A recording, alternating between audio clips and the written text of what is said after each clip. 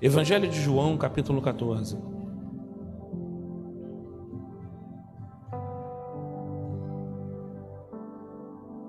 À medida que a mensagem estiver acontecendo, eu vou citar outros textos, você não precisa abrir a Bíblia, tá bom?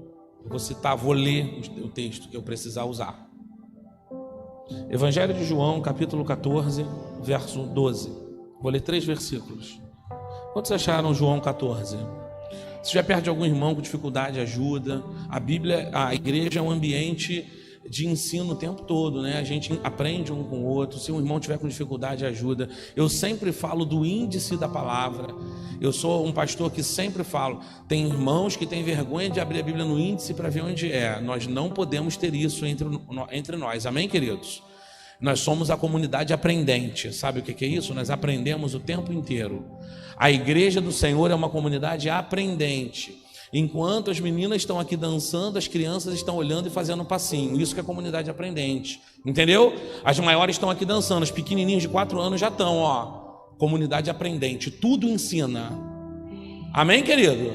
Então não tenha vergonha de, um pregador veio aqui, abrem Abacuque, tu, meu Deus. Aí tu dá aquela olhada pro lado, né?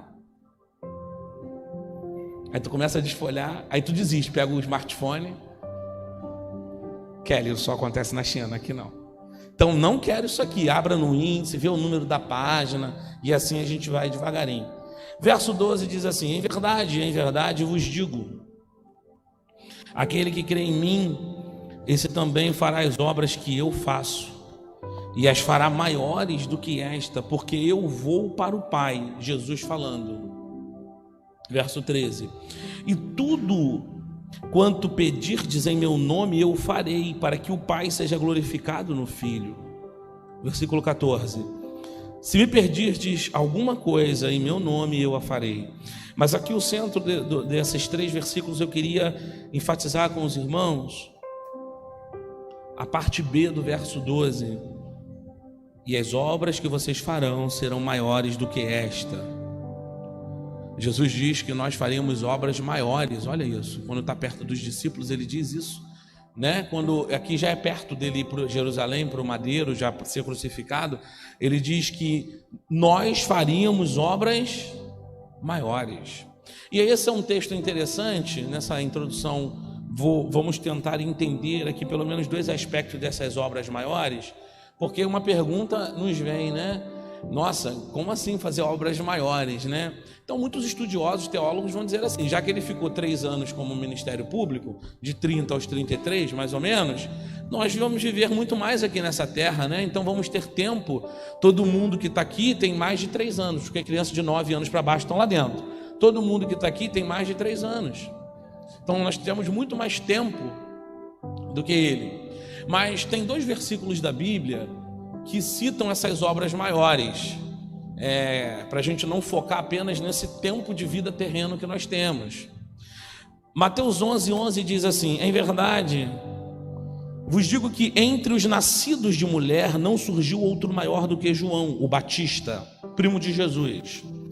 Mas aquele que é o menor no reino dos céus é o maior do que ele. Vou repetir esse versículo para você. Em verdade vos digo, entre os nascidos de mulher não surgiu outro maior do que João Batista, mas aquele que é o menor no reino dos céus é maior do que ele. Quando João morreu, João não teve a oportunidade de ver a obra redentora de Jesus. Preste atenção.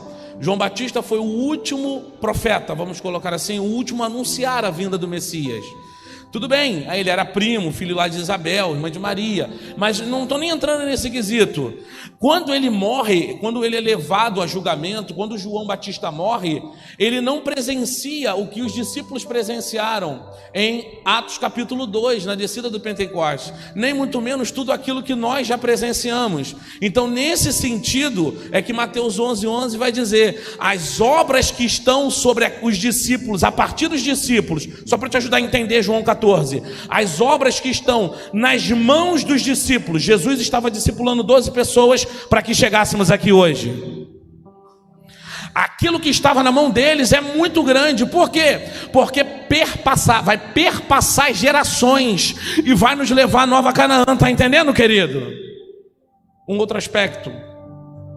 João 15:8. Nisto é glorificado meu Pai, que deis muito fruto, e assim serás meus discípulos. Ou seja, há um condicionamento aqui. Para ser discípulo de Jesus tem que gerar fruto. Pastor, sou crente, mas não gero fruto. Ainda não és discípulo de Jesus.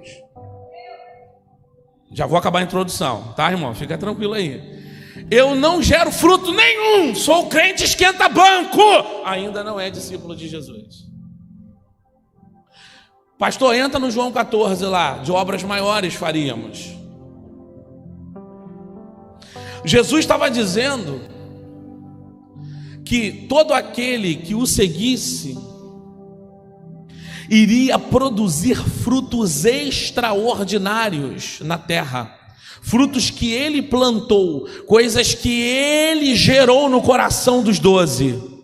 Jesus estava dizendo assim: a igreja que vai nascer, o povo que se chama pelo meu nome, vai fazer o meu nome conhecido. Tanto que em Apocalipse vai dizer, né, que dos 4 cantos virão aqueles que vão subir com o Senhor. Uma multidão estará atrás daqueles que pregaram o evangelho. Quantos vão estar lá vendo uma multidão atrás?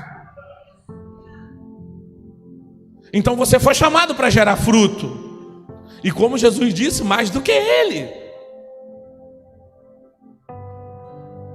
Veja, essas palavras não saíram da boca dos discípulos, não saíram da boca do pastor Eliseu, na boca de ninguém, da boca do próprio Cristo. E vós farão obras maiores do que as minhas. E aí eu fiquei me perguntando, irmãos, e dei um tema para esse pequeno sermão, porque Deus me deu uma palavra essa semana, a gente colocou na arte. Deus tem falado ao meu coração que um movimento sobrenatural está nos alcançando.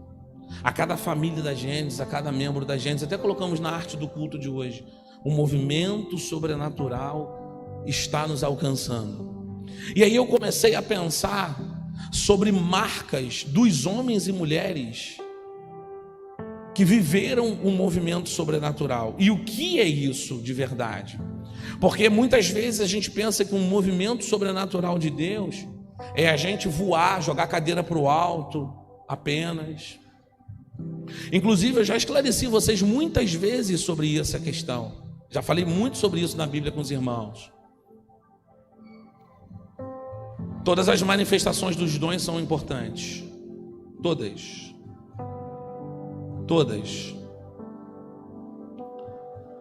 Mas os dons são ferramentas para a obra. Tanto que Paulo vai dizer que o maior é o amor ou a caridade, dependendo da sua tradução.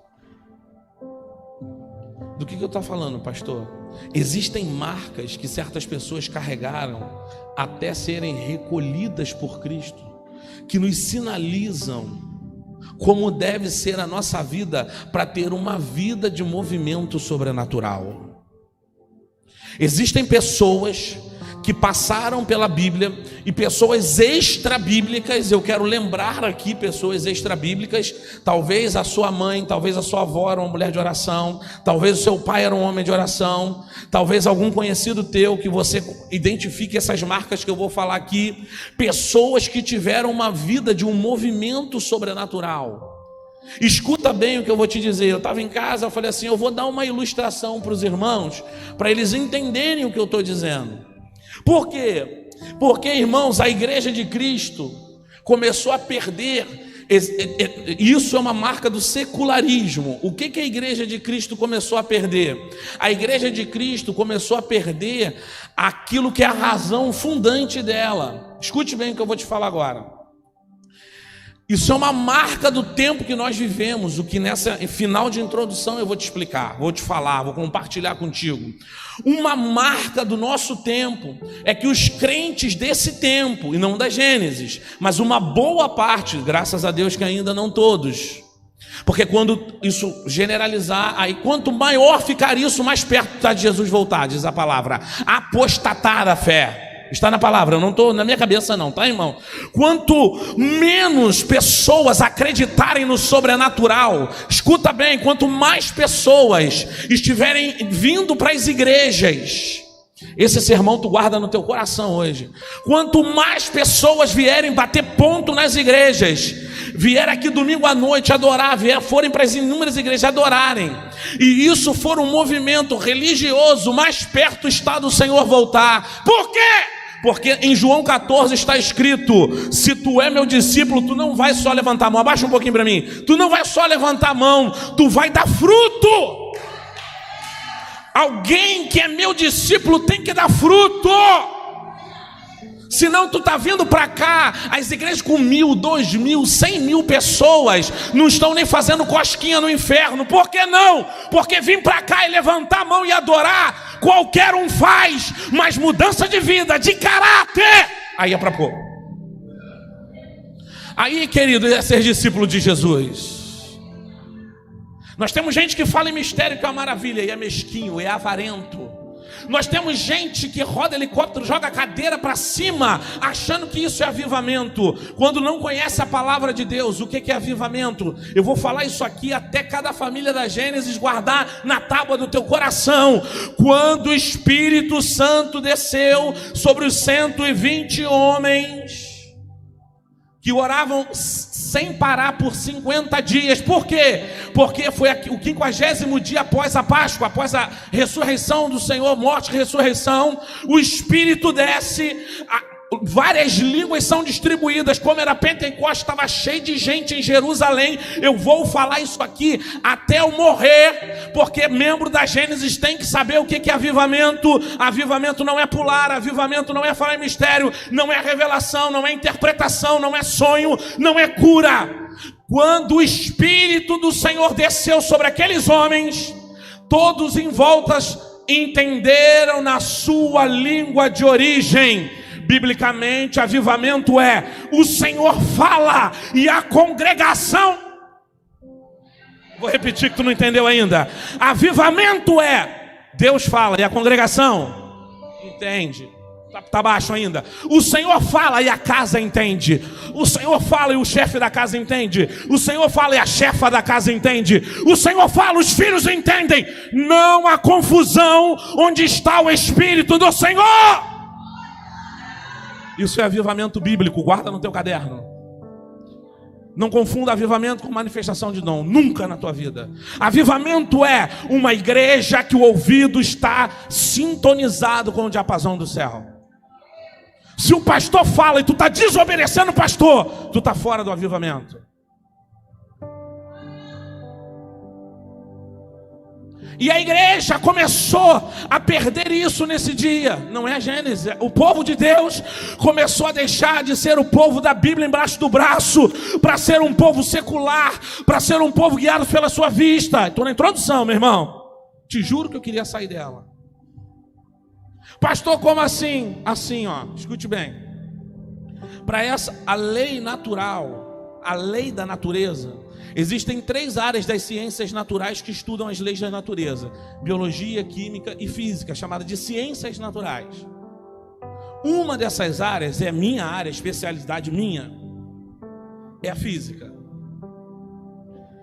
Para essa cadeira sair daqui e vir para cá, é natural. Agora tu pode aumentar, varão. Tira PA e coloca retorno. É natural que tem que aparecer força, tem que ter um outro corpo externo, porque ela é de plástico, tem que ter um outro corpo externo para movimentar esta cadeira daqui para cá. Isso é a natureza, isso é natural. Amém, queridos? Eu não falei para você que era impossível a cadeira vir daqui para cá. O que eu falei para você é o que a natureza vai dizer, o que é natural. O que é natural. Os crentes de hoje estão presos só no natural.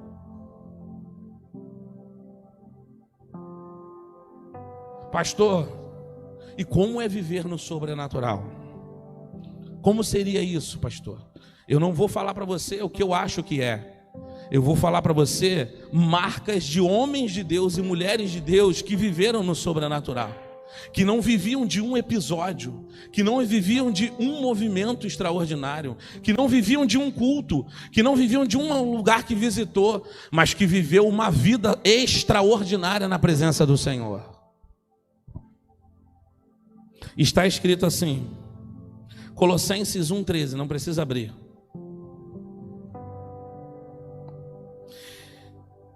Foi Ele que nos tirou do império das trevas, nos transbordou para o reino do seu Filho amado, em quem temos a redenção, em quem temos a remissão dos nossos pecados, o qual é a imagem do Deus invisível, o primogênito de toda a criação, porque nele foram criadas todas as coisas, no céu e na terra, as visíveis, fala, e as invisíveis.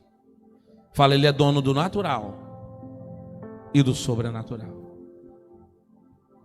Sejam tronos, sejam dominações, sejam principados, sejam potestados, tudo foi criado por ele e para ele. Ele é antes de todas as coisas e nele subsistem todas as coisas. Primeira marca de alguém que quer viver uma vida super transbordante com o Senhor.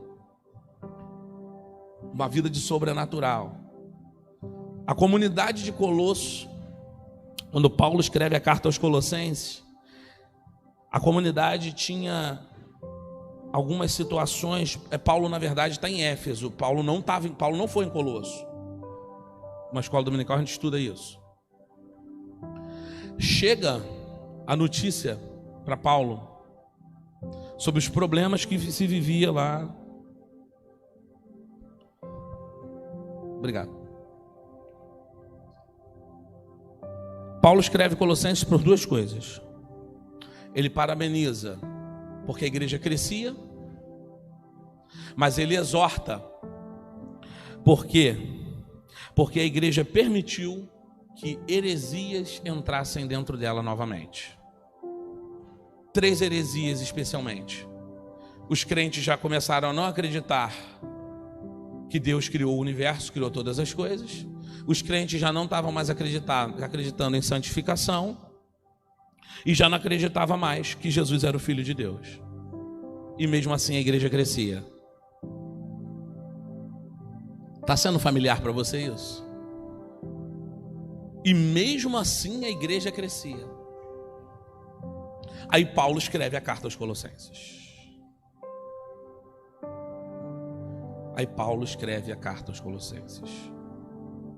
Paulo não estava em Colossenses, mas ele escreve a carta. E para que Paulo escreve a carta aos Colossenses? Paulo escreve a carta aos Colossenses para dizer para eles: você não pode ter uma vida dupla. Primeira marca de quem teve uma vida superabundante e extraordinária com o Senhor. Não há possibilidade de você ter uma vida dupla com Deus. Ou você é do Senhor, ou você não é do Senhor. Escute bem o que eu vou te dizer. Você não pode ter dúvidas de quem você é. Você, Jesus, primeiro ponto da mensagem. O Senhor Jesus Cristo é o centro da tua existência. Ele é o centro da tua vida. Se você tem sombra de variação disso, heresias vão entrar. Por quê? Porque não está bem consolidado para você que Jesus é tudo. Vou repetir para você. Se eu e você não tivermos clareza que Jesus é tudo para nós, que Ele é a pedra angular, como vai estar lá na palavra, nós começamos a ter sombra de variação. Nós começamos a ter dificuldade de acreditar, sabe no quê? Que é possível uma cadeira de plástico sem ninguém tocar nela, sair de um lugar e para o outro. Do que eu estou falando? Nós vamos começar a andar e a viver guiado pela nossa naturalidade. E vamos esquecer que o reino dele é celestial, não tem nada a ver com força material. A tua família vai começar a ser basilar, a base da sua casa vai ser inclusive a base do vizinho que é incrédulo. Por quê? Porque se eu deixar heresias contaminarem a minha família, a minha casa, quem está entendendo vai dando glória a Jesus. E isso não é como você imagina. Ah, isso vai vir com um chifre não sei o que. Não, não, não, não, não. É pelas beiradas que Satanás vai. Deixa eu te falar uma coisa. O evangelho hoje está relativizando a palavra para que todos os meus desejos caibam dentro dela. A palavra do Senhor nunca pode ser relativizada. Sou eu que tenho que largar. Escuta bem o que eu vou te dizer, meu irmão e minha irmã. Pastor, tu está pregando sobre pecado. É exatamente isso. Sobre mudança de vida, sobre uma vida reta com o eterno. Presta atenção. Se eu subo aqui, escute bem o que eu vou te dizer. Eu sou um pastor muito moderninho. Eu subo aqui, que legal, legal. Sim, tu ouve música legal de Djavan. Que legal, bacana, não sei o quê. Eu estou querendo encaixar os meus desejos na palavra. A palavra do Senhor nunca foi sobre ganhar. O evangelho nunca foi sobre acumular, sobre ganho. O evangelho sempre foi sobre renúncia. Se você não crê no evangelho de renúncia, está no banco errado. Porque a palavra que vai sair daqui é renúncia. Renúncia, não sou eu que estou dizendo. Jesus disse: se você quer vir após mim, toma a tua cruz e me segue, querido. Vai doer na tua carne, porque o processo de santificação é renúncia. Eu largo. Entenda que hoje está sendo invertida essa lógica nas igrejas. Não é à toa que está escrito que a porta do céu é estreita, tá, irmão? Quanto mais a gente alargar ela, a gente está largando do inferno. Eu não sei se você sabe disso, né? E quanto mais o tempo passar, mais vocês vão ver isso. Mais perto estará a volta de Cristo. Jesus precisa ser o centro da tua casa. Heresias não podem entrar dentro do teu reduto, dentro do teu arraial, dentro da tua família. Dá um glória a Jesus aí. Você é guardião da presença do Eterno no teu lar, minha irmã. Heresias não podem entrar. E não se espante. As igrejas crescem e tem heresias dentro dela. Não é isso que aconteceu com Colosso? É claro que o pastor pregar isso, ele não tem medo de viver até de bolsa. Um pastor que faz o que eu estou fazendo aqui, crê que é Deus que sustenta ele. Porque essa palavra não enche igreja.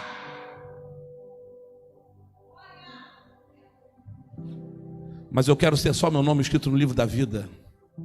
Só isso. Eu não estou preocupado com mais nada. Eu só quero cantar no lindo coral eternamente, meu querido. Só. Se eu conseguir ir para o céu já é muita coisa. Escuta o que eu estou te dizendo, meu irmão e minha irmã. Deus está falando para a igreja nesse tempo. Estou esperando um posicionamento desta geração, que vai se levantar e dizer: eu creio em Cristo ressurreto. O meu corpo é templo do Espírito Santo. Eu busco santidade. Eu vou lutar para não comer as iguarias do rei. Mas isso é difícil. Mas quando foi que foi fácil, né? Quero avançar com você. Primeira marca de homens que vivem, mulheres, te cito várias dentro e fora da Bíblia, que viveram extraordinário do Senhor. Não negociaram ter o Senhor como centro da sua vida, como centro da sua existência, como centro da sua casa. Escuta o que eu vou falar para você agora. Escute bem o que eu vou dizer para você agora. Vocês sabem por que Eli morreu?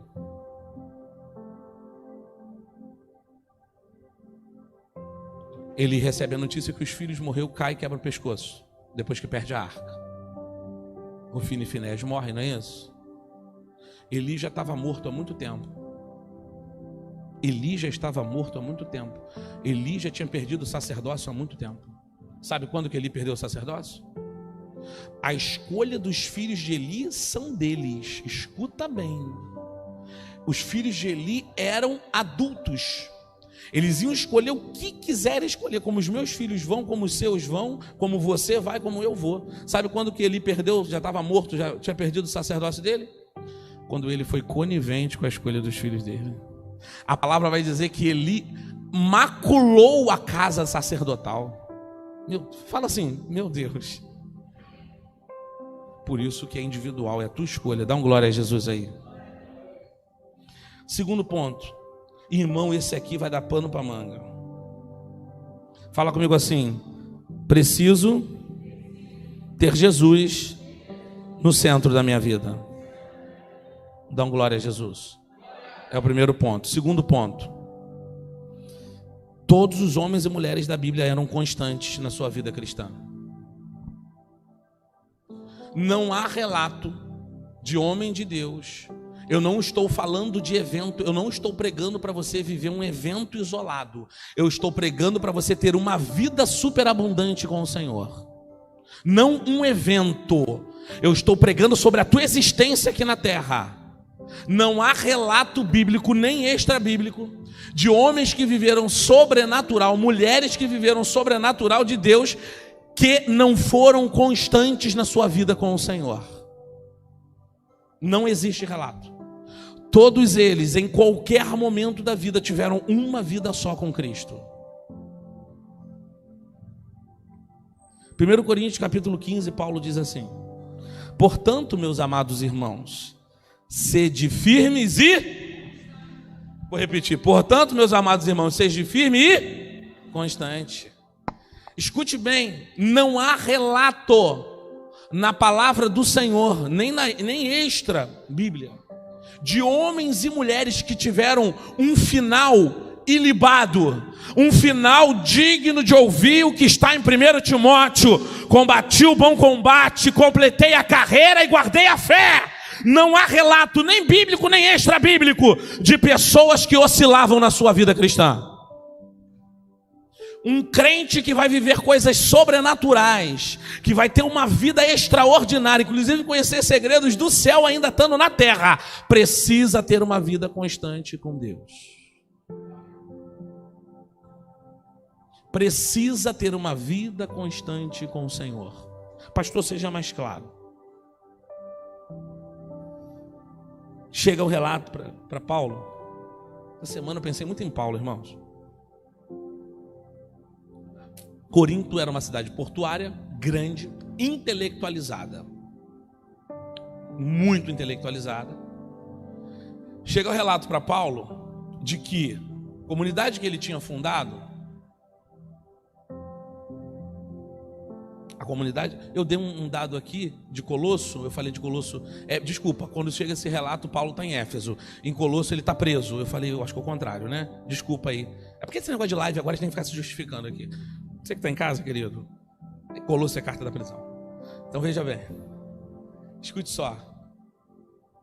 Chega um relato para Paulo de que a comunidade de Corinto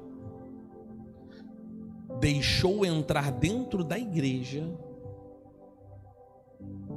a imoralidade que assolava o mundo antigo.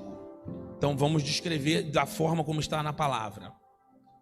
O que assolava o mundo antigo? Nesse tempo, prostituição, lascívia, o que você imaginar, todo tipo de prostituição, todo. Aos poucos a comunidade de Corinto, mesmo super intelectual, deixou isso voltar. Paulo se levanta e vai escrever: peraí, tem coisa errada aí, vamos ajudar os crentes de Corinto. Quando eu estava me preparando para essa mensagem, fiquei imaginando Paulo dizendo assim: eu dou as costas e vocês são inconstantes no que eu ensinei? Eu passei por aí, a gente montou as igrejas, quer dizer, eu estou com a cabeça agora aqui em outro canto, resolvendo outros problemas, e vocês já esqueceram? Mas que inconstância, gente! E vocês são tão inteligentes, porque consta que Corinto, inclusive, era um berço de sabedoria, um deles, só não era mais que Atenas. Gente, que inconstância é essa? Aí Paulo vai escrever 1 Coríntios e vai dar conselhos à comunidade. Sejam firmes e constantes, sempre abundante na obra sabendo que o vosso trabalho não é vão no Senhor. 1 Coríntios, capítulo 15, verso 58. O que o Senhor quer falar conosco sobre esse tempo que vivemos? Quanto mais perto estiver da volta do Senhor, menos tempo você terá. Quanto mais perto da volta do Senhor, mais a sociedade vai se assoberbar de coisas. Quanto maior for a desespero e a correria, menos tempo vai te dar a sensação que você tem para as coisas do Senhor. Só que essa chave quem vira é você, querido. Só que essa chave quem vira é você, minha irmã querida. Um sinal de que a igreja está deixando as coisas do mundo sufocarem ela e entrar devagarinho, sorrateiramente. Já não consigo ir em 2 encontros semanais na igreja, só consigo ir em 1 encontro, porque eu tenho tanta coisa para fazer. Antônio disse lá atrás, é verdade. Nossa, eu já não consigo mais. Passa um mês, eu não reúno a minha família para a gente orar junto. Um dia, ontem de manhã, sentei os meninos. Falei, já tenho 2 semanas que vocês não me trazem aqui o que vocês entendem de um texto bíblico. Tia Paula e o tio Felipe passou um trabalho de casa para o Regis, ele está lendo todo dia para os adolescentes, não é só para o Regis. Então vocês dois, mas junto com o Regis também, vão fazer um trabalhinho agora. Aí eles olharam para mim, tá bom. A Luiz, eu posso escolher o hino de hoje, pai? Luiz só sabe escolher qual é o som. Qual é o som dele, né? Carpinteiro. Eu falei, tem como deixar o Paulo? Porque o meu dedo já está até doendo de tanto que toca qual é o som.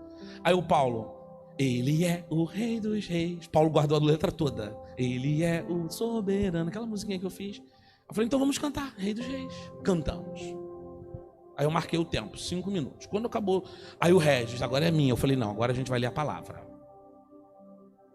Manter a atenção de 3 crianças por 5, 10 minutos já é um milagre. Então eu tento fazer produtivo esse tempo. Falei, então, vocês vão ler sobre o que Jesus disse em Lucas 9. Pode ir para o quarto. Abri a Bíblia, marquei e falei, lê. Volta aqui, cada um vai falar o que entendeu. Ontem de manhã, cedo. Aí cada um voltou. Eu gosto muito das explicações do Luizinho. Por quê? Porque se assemelha mais aos filmes da Marvel. A interpretação dele dos textos bíblicos. E que tem tudo a ver. A do Paulo já é mais racional. Eu não estou contabilizando o Regis, que já é bem mais velho, né? Já entende melhor as coisas. Lê muito mais a Bíblia do que os menores. Lê sozinho. E o Luiz falou, pai, Jesus falou que quem não quer o evangelho é para a gente bater a poeira. Importante é a gente querer.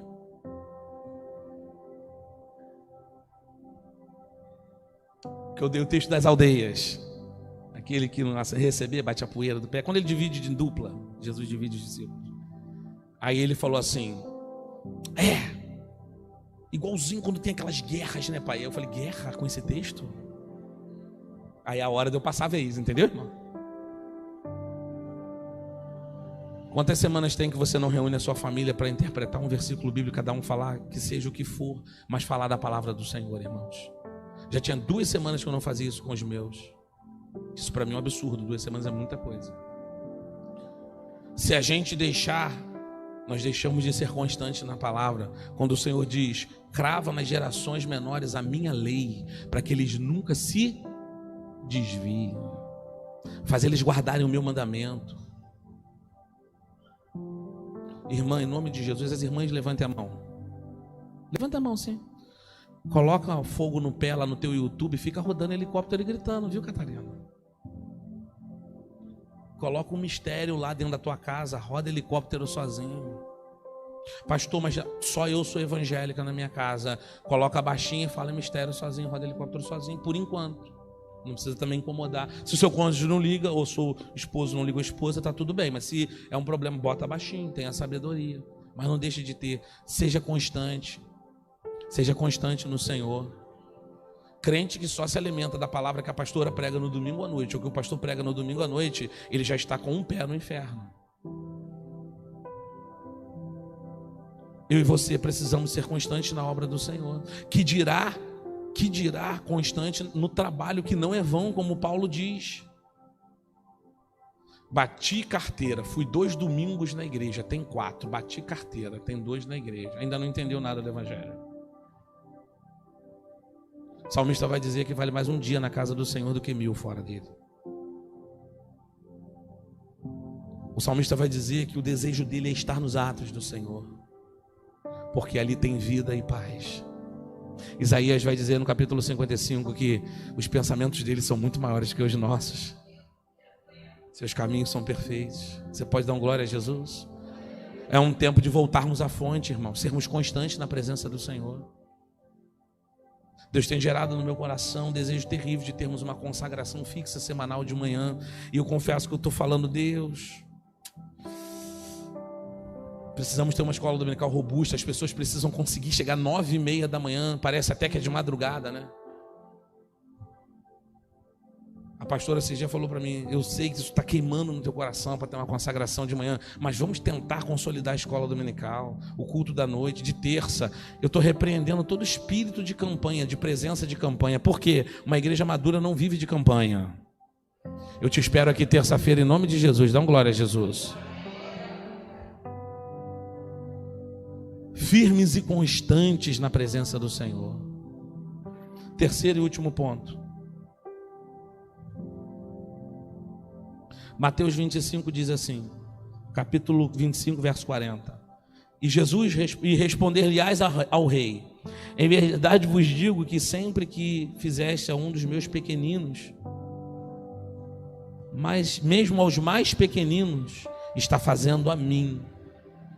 Esse é o final daquele texto que Jesus está falando do quando o livro abrir. Que ele está com fome, está com sede, está com frio, está não sei o quê.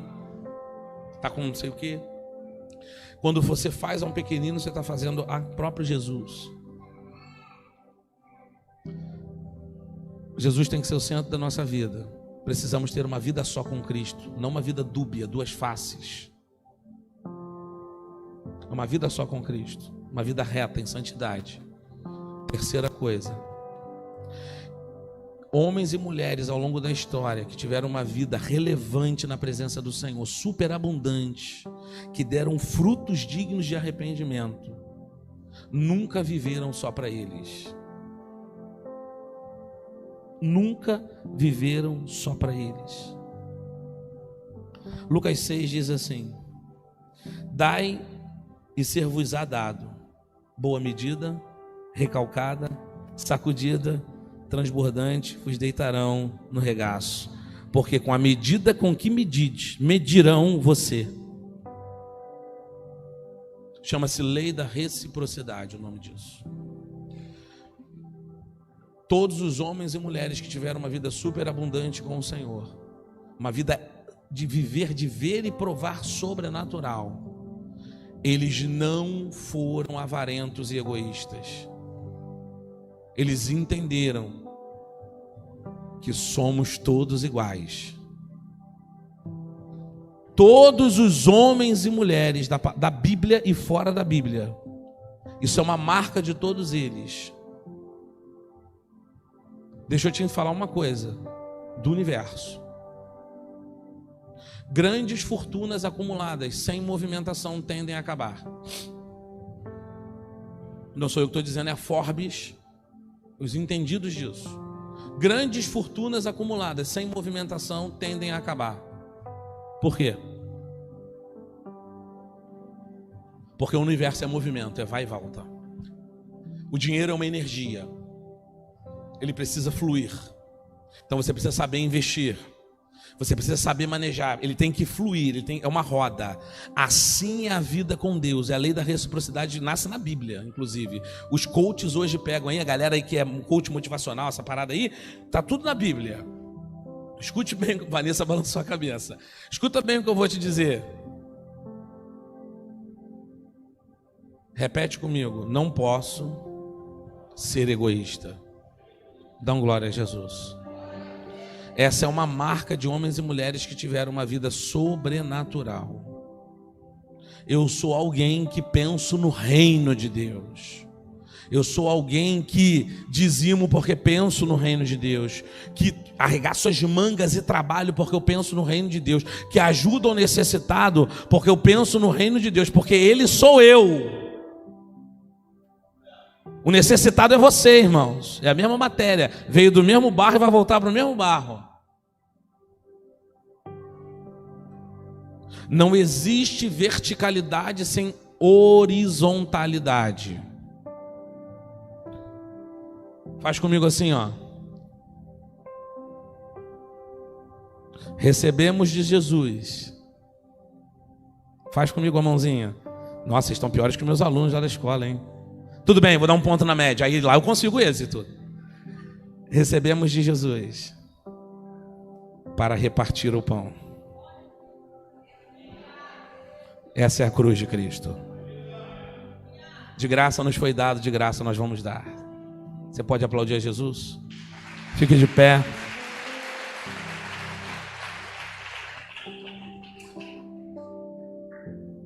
Eu quero orar com você. Eu falei meia hora.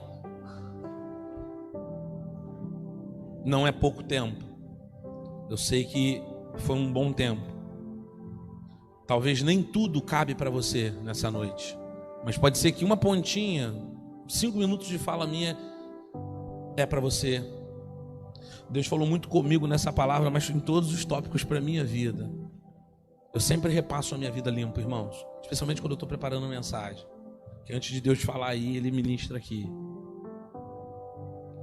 Eu quero te convidar a se inclinar diante do Senhor.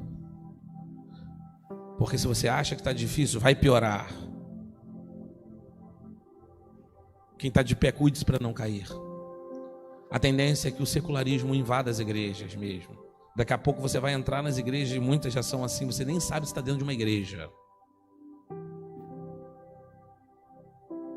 Mas o Senhor está levantando uma geração que vai guardar a lei dele, que vai ser constante na obra, constante na busca, constante em santidade. Não vai ter uma vida dupla.